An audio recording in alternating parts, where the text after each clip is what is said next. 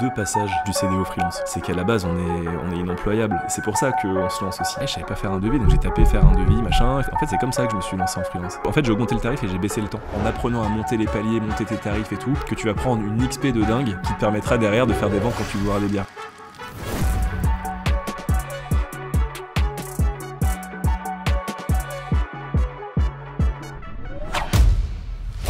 Salut tout le monde, j'espère que vous allez bien. De mon côté, je pète le feu. Je suis super content de vous dire ça parce que c'est ma première vidéo YouTube. Vous êtes sur la chaîne de Braise et je suis surexcité de vous présenter cette nouvelle saison pour faire ses premiers pas en tant que freelance, indépendant et solopreneur dans les meilleures conditions. Alors pourquoi ce format? Ça faisait 5 ans que je devais me lancer en tant qu'indépendant. La raison pour laquelle je ne l'ai pas fait, ça fait uniquement 4 mois que j'ai franchi le cap. Il y a tellement d'informations sur le web que je n'ai jamais su par quoi commencer. Et la promesse que je vous fais avec ces 10 épisodes, c'est que vous n'aurez pas besoin d'aller checker d'autres sources d'informations pour obtenir vos premiers clients et vos premières recommandations. Tout l'enjeu de cette saison était de faire du 100% local, que du lyonnais, parce que oui, il n'y a pas qu'à Paris qu'on sait foutre le feu là où on passe. Et on commence le premier épisode avec un boss lyonnais qui paraît petit et hargneux sur sa photo de profil LinkedIn, mais en réalité c'est tout l'inverse. Cédric, il est indépendant et il fait pas mal de choses dans le marketing. Comme il le dit si bien, il crée la machine inbound de ses clients, start-up et solopreneur. Il a une newsletter Merlan Free que je recommande à 100%. Tout est dans la description de la vidéo. Il est aussi animateur du podcast Shortcut. Vous l'aurez compris, il chôme pas. Nous non plus. J'avais 15 000 questions à lui poser et tout le déroulé de l'épisode se concentre sur une question principale. Comment on débute dans la vie en tant que freelance? Juste avant de passer à l'échange, je tenais à vous dire que ces 10 épisodes sont sponsorisés par 2 sponsors qui me tiennent à cœur. Le premier, c'est Indy, l'application qui facilite la vie administrative des indépendants. Ils le font de la meilleure des façons possibles. Ils automatisent ta comptabilité et tes déclarations fiscales. Et le deuxième, c'est ComeUp, une plateforme qui te permet en tant que professionnel ou particulier de proposer tes prestations de services en ligne. Cerise sur le gâteau, tu peux soit l'utiliser pour proposer tes propres services ou chercher des prestations spécifiques. Les liens de ces 2 sponsors sont dans la bio et je vous laisse avec notre invité du jour.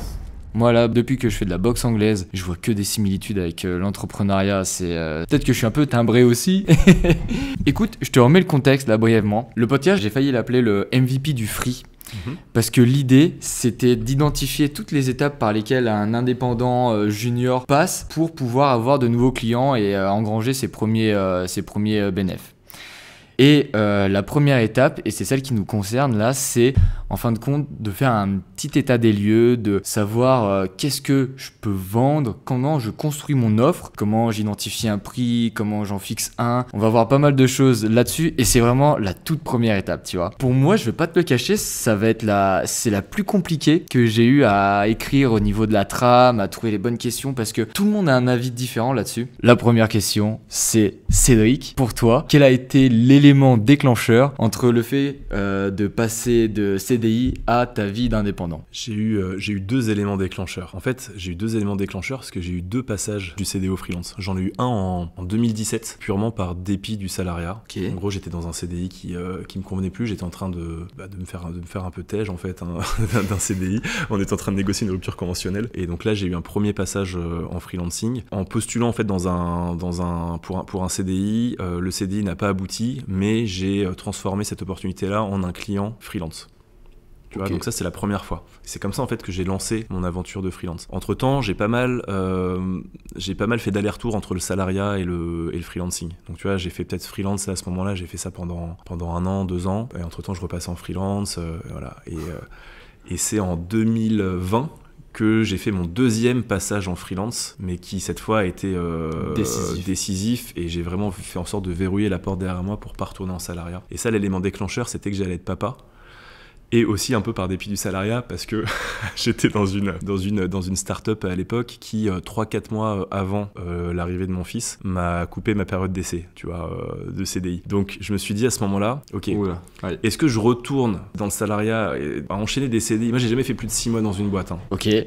Intéressant. J'ai jamais fait plus de 6 mois, non, peut-être 1 an. 1 an ça doit être mon max, tu vois. Et sur mon CV j'ai tout un peu rafistolé pour que ça fasse un peu propre. Oui. La vérité c'est que il y a plein de trous cachés, tu vois. Moi je me dis maintenant j'ai plus honte, hein, tu vois. Il y a plein de trous. Là, tu regardes sur mon LinkedIn, mon CV, c'est nickel, tu sais, tu mets 2015, mets 2016, boum, tout de suite, mets 2016, le mec il a retrouvé. Non, t'as pas de zone floue. La vérité, c'est pas ça du tout, tu vois. La vérité, c'est pas ça. Il y a même plein d'expériences que j'ai pas mises parce qu'il y a des trucs qui ont duré 3 mois. Cata, tu vois, cata. Mais, Mais bon, là, ces petites digressions, mais c'est un peu le syndrome de notre génération qui se lance d'ailleurs en freelance et en entrepreneur. C'est qu'à la base, on est inemployable. Et c'est pour ça qu'on se lance aussi. C'est qu'on est très bon maintenant quand on gère notre boîte. On va réussir à assurer avec nos clients. Mais la vérité, c'est que tu nous mets entre quatre murs dans un open space avec un manager qui va nous dire tu fais ça comme ça et pas autrement. On pète un câble. Même si c'est une start-up un peu censée être cool avec un baby-foot et tout, ça va pas le faire. Voilà. Donc deuxième passage, j'allais être papa et je me suis dit en gros, soit je retourne en CDI pour la énième fois et ça va se finir encore de la même manière, sauf qu'en plus de ça, je serai en train d'investir un nouveau job qui est celui de daron. Je préfère aller dans le freelancing, me remettre à mon compte. Je sais que ça fonctionne, je sais que j'en vis. C'est pas comme si j'arrivais avec un projet alambiqué de boîte qui va peut-être faire de la thune dans 3 ans. Non, je savais que mois 1, je commençais à générer du cash parce que je faisais du conseil, je faisais des choses que je connaissais bien. Donc voilà, ça c'était le deuxième passage. Et en fait, ça c'était tellement, ça s'adapte tellement bien en fait à la vie de jeune parent quand tu dois quand même être plus flexible que je me suis dit mais en fait je vais rester là-dedans, c'est parfait. Du coup, la facilité que tu as eu ton premier passage en freelance, c'est que tu t'es lancé dans le conseil dans le domaine dans lequel tu travaillais déjà. C'était quoi le domaine ? C'est ça, alors moi je suis freelance en marketing et j'ai fait du marketing avant. Ça tu fais bien de le préciser parce que moi avant de me lancer en freelance pour la première fois, j'avais plus de 5 ans d'expérience en marketing dans les pattes, à des postes de manager, de direction. Okay. Dans des startups qui ont des noms plutôt cool dans l'écosystème. Je partais pas de zéro. Ouais. Je partais pas de zéro. J'aime bien le préciser parce que t'as plusieurs typologies, tu vois. Si je prends mon cas personnel, moi le CDI que j'avais, ça avait rien à voir avec ce que je voulais faire en freelance. Et tout de suite, l'acquisition du premier client, elle est nettement plus longue parce que t'as cette montée en compétences qui, justement, j'ai pas eu l'expérience en CDI. Donc du coup, il fallait que je travaille, chose que t'as eu moins à faire ou... De fait, j'ai eu beaucoup moins à le faire. Alors, oui et non. J'ai eu moins à le faire parce que j'arrivais dans un contexte où j'avais déjà de la crédibilité. J'avais pas encore de crédibilité en tant que freelance, mais j'avais de la crédibilité en tant que marketeur. En tout cas, suffisamment pour pouvoir décrocher des premières missions. À des tarifs qui étaient pas dégueux. Alors qu'à la base, c'est quand tu te lances en freelance, sans expérience, je pense que tu es un peu obligé de mettre tes tarifs assez bas, tu vois, pour prendre de l'expérience et tout. Donc moi, j'ai quand même fait cette stratégie-là, mais j'ai pas commencé non plus les pâquerettes. Après, à côté de ça, je partais avec un petit avantage par rapport on va dire, aux freelance débutants qui se lancent après ses études, mais quand t'es en CDI toute ta vie, t'as pas non plus le même niveau d'expertise. Enfin, en fait, moi, je croyais être bon et j'étais pas très bon. J'étais suffisamment expérimenté pour décrocher des missions, mais en fait, très vite, je me suis rendu compte qu'il fallait que je progresse. À la fois en vente, parce qu'il faut aller trouver des missions, en négociation parce que je me faisais un peu dominer à ce niveau-là, tu vois, vu que j'avais pas beaucoup de confiance en moi, peut-être en tant que freelance. Ouais, et puis au niveau de la com, j'étais pas très bon, j'avais pas de médias, j'avais rien de tout ça, tu vois. Donc oui, j'avais un petit avantage du fait de mon expérience, mais derrière, il a fallu que je continue à être dans une mentalité de progression en fait, et de pas rester sur des faux acquis. Ça c'est super intéressant parce que oui, au final, quand t'es freelance, t'es obligé d'avoir un peu un éventail de compétences. Tu peux pas être juste bon dans un domaine, t'es obligé de savoir te vendre, t'es obligé de savoir communiquer dessus. Tu partais avec un atout, mais il fallait quand même charbonner. Là, on va attaquer le gros du morceau. Comment on construit une offre pour pouvoir la vendre et prospérer en tant qu'indépendant. Là, on vient d'établir le métier qu'on veut réaliser. Donc toi, c'était dans le marketing, moi, c'est le ghostwriting. Je sais que je veux faire ça. Par contre, je sais pas comment la présenter à un potentiel client. Je sais pas comment me rendre crédible. Et la question que moi, j'aimerais te poser, qu'est-ce que tu as vendu en fait ? Parce que dans le marketing, on peut un peu tout mettre et rien mettre en même temps. Qu'est-ce que tu as proposé toi ? Je flash forward en 2020. Là, j'avais quand même pas mal de bagages en freelance. Parce qu'entre-temps, j'avais eu des missions avec des ESN. J'avais eu 2 gros clients, donc des SS2I, en gros des sociétés qui font du portage commercial où elles vont te trouver des missions et elles surfacturent sur ta tronche en fait. Moi j'arrivais, là j'ai commencé à avoir mes premiers TGM intéressants à 500-550 € journée. Je bossais pour des grosses boîtes à la défense en mode costume, pas costume quand même, mais jean, bottines, petit blazer, chemise, tu vois. Ouais, bien cintré. Ça fallait être sapé un minimum. Et ça je faisais 2 jours dans 2 boîtes différentes et ça je vivais hyper bien parce que j'étais encore en micro-entreprise et j'avais en fait 4 jours par semaine staffé et ça a duré genre 6 mois, tu vois, 6 mois, même 1 an quasiment. Donc ça c'était hyper bien. Et ça veut dire qu'en fait, quand j'ai compris que le freelancing pouvait fonctionner, que j'ai compris que je pouvais vraiment en vivre, au moment où j'ai dû y retourner, quand j'ai su que j'allais être papa et que le CDI c'était vraiment plus pour moi, j'ai quand même pu capitaliser sur toutes ces expériences-là pour me dire, ok, dès le départ, maintenant je vais lancer un truc qui sera un format workshop. Pourquoi un workshop ? Parce que en marketing, comme tu dis, il y a trop de trucs. Il y a trop, enfin tu peux faire, t'es perdu, tu peux faire de la publicité payante, en fait ça dépend de la boîte. T'as du B2B, du B2C, t'as des sites web, des sites e-commerce, des applis mobiles, t'as plein de leviers d'acquisition différents. T'étais pas spécialisé dans un truc en particulier. Au début, j'étais pas spécialisé. Au début, je prenais tout. Tout. Ok. Par mon expérience, j'avais quand même une dominante B2B. Mais quand je me suis relancé, au départ, je voyais des trucs tomber, Malte et tout, c'était des applis. Je prenais, tu vois. Ok, ouais, tu et je faisais des bons trucs à chaque fois. Franchement, on faisait des bons trucs. Mais c'est plus tard que je me suis rendu compte que qu'il fallait que je me niche. Mais ça, on y viendra après. Mais tu vois, pour revenir sur ce format workshop, parce que ça, c'est une super offre qui peut être faite au départ, je pense, par n'importe quel profil de freelance. Tu viens me voir pour une presta.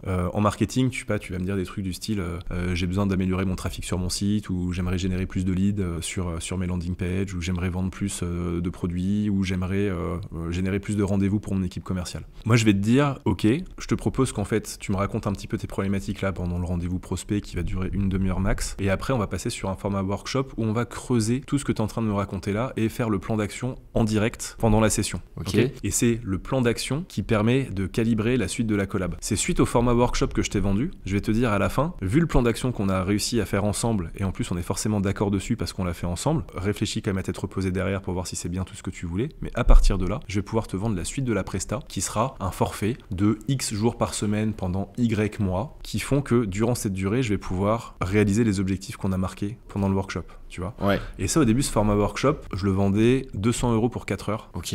C'était long. Parce que c'était du one-one, hein. Donc c'était en visio, pas de pause et tout. Enfin, un truc, c'était assez. Pas de pause. C'était assez.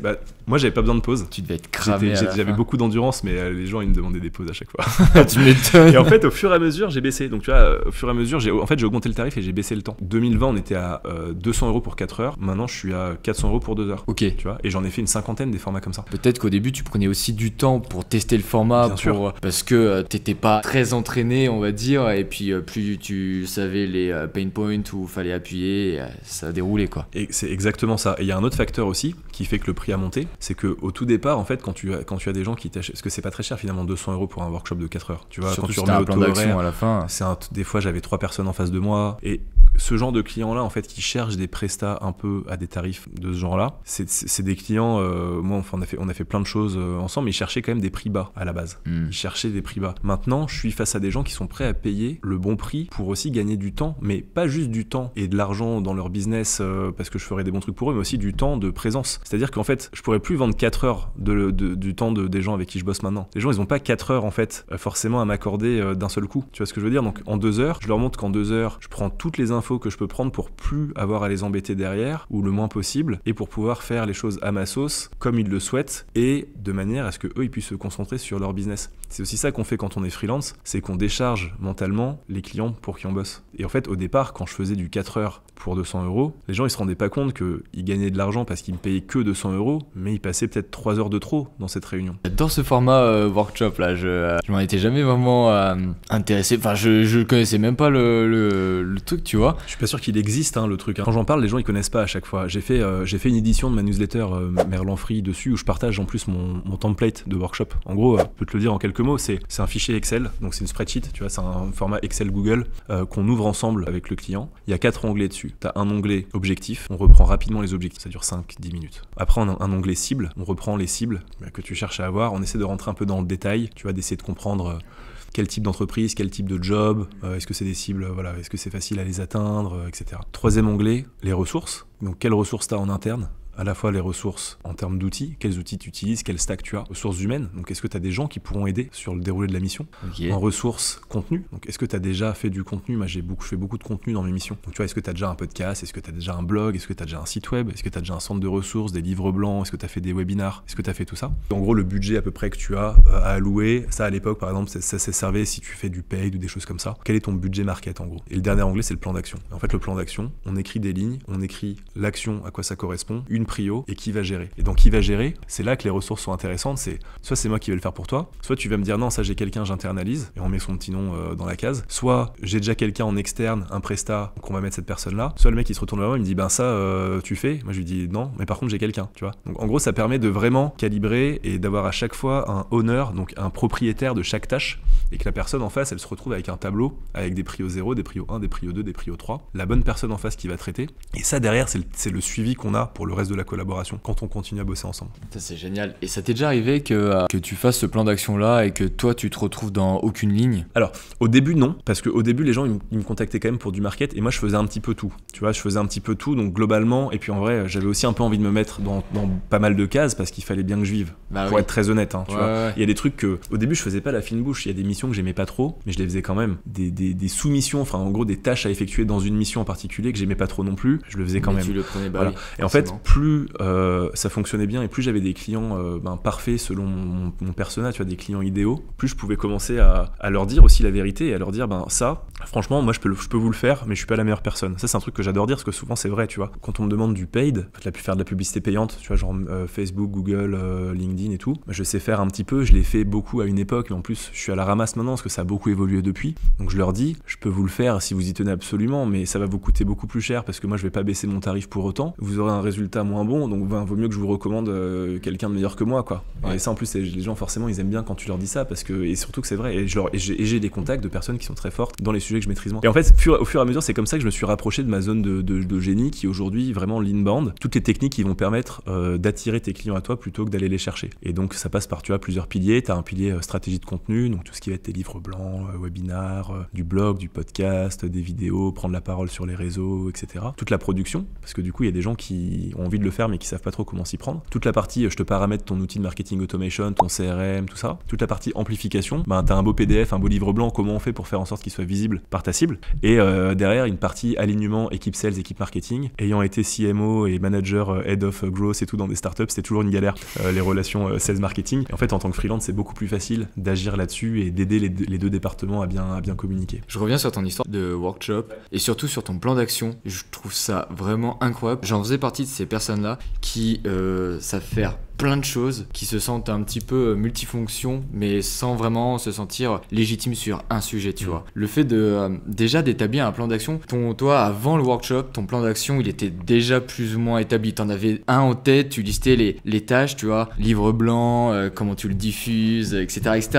À mon avis, t'as des sortes de templates d'action, et derrière, toi, ça peut te permettre aussi de voir là où les gens ont vraiment besoin de toi et où ils ont pas de ressources en interne. Donc déjà, ça peut te mettre la petite puce à l'oreille pour te dire tiens, ça les boîtes elles savent pas le faire et elles ont personne pour le faire généralement. Ça peut peut-être te permettre de choisir une direction pour te spécialiser et trouver une première approche pour tes prochains prospects. Absolument, c'est une très bonne remarque. Ça m'évoque deux choses. La première, c'est que avant de me nicher sur l'inbound, c'est un peu ça qui se passait. C'est que finalement, je me rends compte que je continuais à avoir ma trame un peu classique, on va dire, de plan marketing, plan de déploiement, plan d'action, t'appelles ça un peu comme tu veux. J'avais un truc préparé, un peu tout fait, qu'on adaptait en fait avec le client sur place en fonction de sa situation. Et moi, j'avais quand même 2-3 trucs dans mon sac, j'arrivais pas à poil, quoi. Au tout départ, quand j'étais généraliste, ça m'a permis effectivement de me rendre compte et donc de faire le tri sur ce que j'aimais faire, ce que j'aimais pas trop faire. Plus que sur les besoins finalement, mais plus, tu vois, c'était plus un tri sur moi, là où j'ai envie de me positionner. Et je me rendais compte, tu vois, que de temps en temps, je me positionnais sur des trucs. Et après, je me disais merde, pourquoi je me suis mis sur ça. En plus, le mec, il m'a posé la question. En face, il m'a dit, est-ce que tu veux te mettre dessus? Moi, j'ai dit oui comme un con, alors que j'avais pas envie, tu vois. Et je me rends compte après. Donc ça, je sais que la fois d'après, je le ferai plus. Ça, c'était sur la partie généraliste. Maintenant, je me suis niché en inbound. J'ai effectivement un plan d'action, mais ça, c'est très facile. Enfin, je te l'ai dit, strat de contenu, prod de contenu, marketing automation, amplification et alignement sales market. Donc j'ai ça en grande catégorie. J'ai des actions qui correspondent à chaque catégorie. Et là, ça permet par contre effectivement de filtrer un petit peu les besoins, de se rendre compte que tu as un pilier peut-être qui est toujours un petit peu moins prioritaire ou qui arrive plus en fin de phase et donc d'adapter un petit peu tes prestations en fonction. Et ça, ce qui est génial aussi dans la partie inbound et ce plan d'action là, c'est qu'en fait chacun de tes piliers, chaque mission que tu vas faire, chaque nouveau workshop, chaque ligne et surtout chaque collaboration avec des clients, ça va te permettre de créer du contenu qui vient consolider le pilier en question. Donc quand je te parle de stratégie de contenu et que je l'ai fait pour 50 clients, au bout d'un moment je vais te sortir un livre blanc sur comment faire une stratégie de contenu pour des clients, tu vois, avec la preuve sociale qui va avec. Je l'ai fait sur 50 clients. J'ai commencé à créer ma propre machine inbound qui m'a permis de me détacher de la prospection et des plateformes tout en accompagnant des gens sur leurs problématiques inbound. Ah mais c'est génial, je connaissais pas du tout, j'adore le concept. Comment t'as été amené à packager ces offres? Est-ce que c'est venu au fil du temps quand tu voyais un petit peu ce que les gens avaient besoin, ou t'avais vraiment cette logique dès le départ de dire je vais servir cette presta là à ce type de personne et cette presta B à cet autre type de personne? Comment t'as commencé à avoir la logique? Au début tu sais pas trop, je pense qu'il faut écouter un peu ce que te dit le marché. au début t'arrives, moi je suis arrivé avec mon format workshop. Ça j'étais assez sûr de mon coup parce que voilà, j'avais compris les avantages de ce format-là.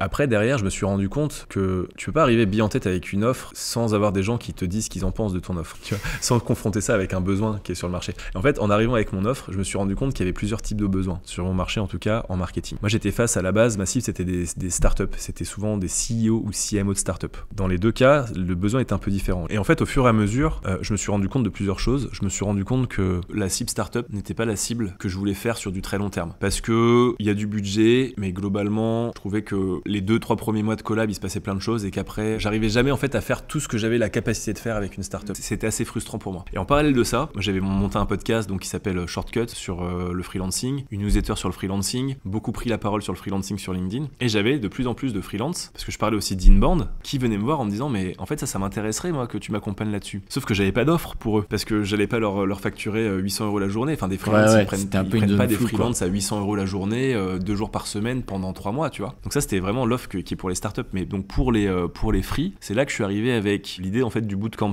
Je me suis dit comment tu trouves, enfin alors c'est pas moi qui me suis dit parce qu'il y a plein de gens qui ont lancé des bootcamps avant et je me suis clairement inspiré de plein de gens qui ont lancé des trucs avant moi aussi. Ça c'est hyper bien et ça c'est ce qui est cool dans l'écosystème freelance. Et donc je me suis dit en fait le format bootcamp, c'est un format qui me permettrait d'offrir quelque chose de plus accessible pour les freelances en termes de prix, tout en maintenant la rentabilité pour moi. J'ai aussi une casquette de créateur de contenu avec le podcast, la newsletter, LinkedIn notamment. Et en fait ça a aussi ouvert d'autres possibilités, notamment des possibilités en sponsoring. Donc ça c'est une source que j'ai envie de continuer à développer. Et à mesure que l'audience va grandir, les possibilités seront encore plus intéressantes. Donc moi j'ai un peu lâché sur la partie podcast, mais je capitalise à fond sur la newsletter aujourd'hui, qui est un format que j'adore. Et voilà, donc ça c'est une source de revenus supplémentaires finalement qui s'ajoute à la corde où tu passes de freelance un peu à solopreneur quand tu diversifies tes offres. Donc aujourd'hui, moi j'ai mes offres de conseils purs à des CEO, CMO de startup, j'ai des offres de bootcamp pour des solopreneurs, j'ai des offres un petit peu même de call one-one si tu veux prendre une session d'1 heure avec moi, tu vois, ça je peux le faire aussi. Que tu viens de lancer. Que j'ai lancé. j'ai eu une réservation d'ailleurs déjà aujourd'hui. Ouais. Félicitations. Ouais, c'est cool.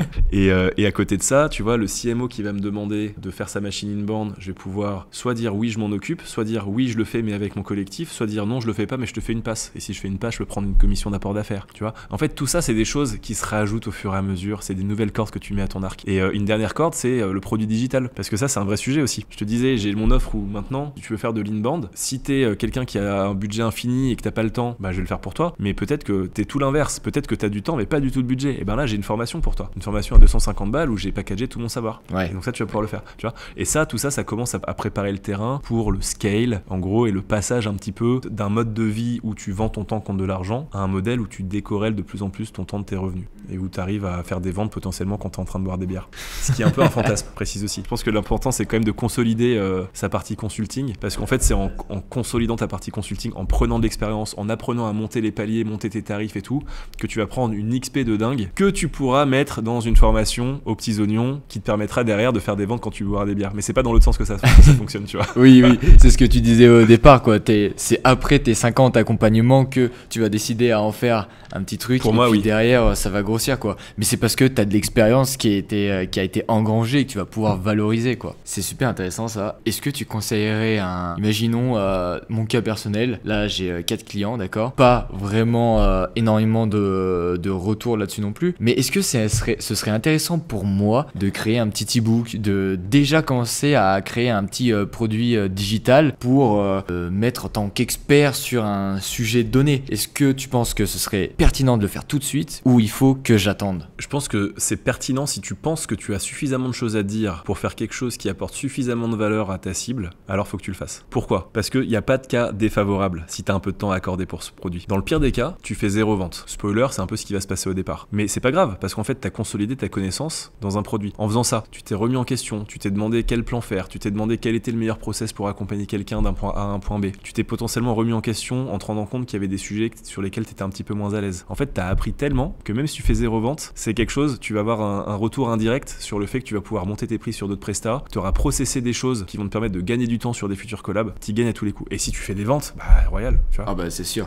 Rien ne dit que tu lances 0 vente, mais que dans quelques mois, le jour où, je sais pas, par miracle, tu fais un bon post LinkedIn ou que t'as le bon client qui te fait la bonne com, là d'un seul coup tu vas vendre. Mais je pense que t'es obligé de sortir une formation ou même un produit tout pété à la base pour avoir des premiers retours. Et c'est là où vraiment, c'est le deuxième jet en fait qui compte limite plus que le premier. Mais le premier, t'es obligé de le sortir. Quoi. C'est le PDG de Twitter qui disait si tu sors un produit et que t'en es satisfait, c'est que tu l'as sorti trop tard. Ouais, il y a de ça. Mais tu vois, dans ce que tu dis, c'est vrai. Je pense que c'est vrai que ton premier jet est forcément une ébauche et ton deuxième jet sera meilleur. Mais il y a même ceux qui te diront que ton premier produit, de manière générale, n'est pas celui qui décollera. On a évoqué plein de choses. J'ai envie de te poser des questions sur plein d'autres sujets, mais je pense qu'on va s'arrêter là parce que là, on a déjà pas mal de matière à aller bosser. Juste 3 dernières questions. Je pense que ça va aller assez vite avec toi. Je te demande une source d'inspiration, un film et un sport. Je vais commencer par le sport. Alors, c'est pas ce à quoi tu t'attends. Je vais pas dire le MMA, je vais plus dire le jiu-jitsu brésilien. Ok. Jiu-jitsu brésilien, et je te fais la version rapide, mais globalement, moi j'adore le côté arts martiaux. Je trouve qu'il y a plein d'enseignements qui s'appliquent dans la vie et dans le business. Le côté notamment de quand tu as une ceinture blanche, ben t'es déjà au-dessus de 95% des gens qui n'ont pas de ceinture du tout. Que quand tu as une ceinture noire, t'es juste une ceinture blanche qui n'a jamais arrêté. Non mais en gros, voilà, pour moi, sport c'est jiu-jitsu brésilien pour toutes les valeurs aussi que ça apporte. Alors moi, mon film préféré, mais il n'y a pas trop de rapport avec l'entrepreneuriat, mais c'est Will Hunting avec Matt Damon, Ben Affleck, Robin Williams. Un film incroyable. Et une source d'inspiration, bah franchement, je sais pas, un dernier livre que j'ai lu. En fait, la première chose qui m'est venue en tête quand tu m'as dit ça, je pensais au livre que je suis en train de lire en ce moment qui s'appelle Siddhartha. Et c'est une histoire en Inde sur un gars qui se rapproche de la voie de l'illumination. Tu suis son parcours, il rencontre Bouddha. C'est un livre écrit par Hermann Hesse qui est un prix Nobel de littérature. Moi, j'aime bien ce côté un petit peu spirituel et cette philosophie bouddhiste de quête, tu vois, et d'essayer de faire un peu mieux chaque jour, de comprendre qui tu es, pourquoi, comment, tu vois. Donc aujourd'hui, bah, c'est ça, c'est mon livre de chevet et c'est un livre d'ailleurs que j'ai lu plusieurs fois, que j'aime relire, pas chaque année, mais tous les 2-3 ans, je pense. T'aimes bien te rappeler. C'est un petit livre, hein, je précise. J'aime bien lire des livres, mais j'aime bien les petits livres. Non, il fait 80, 100 pages, tu vois. Non, 120, peut-être, ouais, 120 pages. Hugo, il était dedans aussi, Churchill, enfin bon, bref. Super, des petits hacks comme ça, là, on en a eu plein. Je vais pas t'embêter plus longtemps. Merci d'être passé dans le podcast. Merci à toi, puis on va aller, tu peux le dire, hein, on va aller faire une petite séance de MMA ensemble là. Et ouais, je vais aller me faire péter la gueule. C'est parti. Et donc, pas sûr que je fasse un autre épisode après celui-ci. Ça va bien se passer, t'inquiète pas. Merci Cédric. Merci à toi Étienne.